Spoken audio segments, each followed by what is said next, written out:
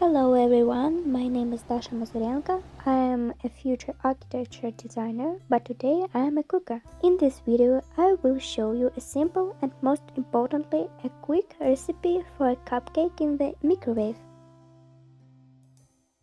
We will need oat flakes 50 grams, cocoa 1 teaspoon, honey 1 tablespoon, milk 100 milliliters, and 1 egg. Mix the oat flakes and cocoa in a egg. Next, we break the egg there and add the remaining ingredients: milk, vegetable oil, and some honey. Mix all parts and put the cake into the microwave for 3 minutes.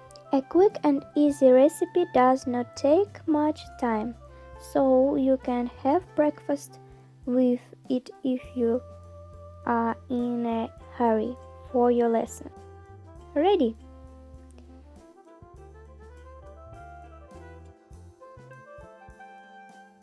The cupcake turned out to be nutritious and dietary because its composition is calculated, calories per person, and most importantly, it's delicious.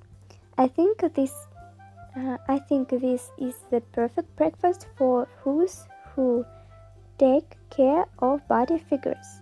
Thank you for your attention and bon appetit!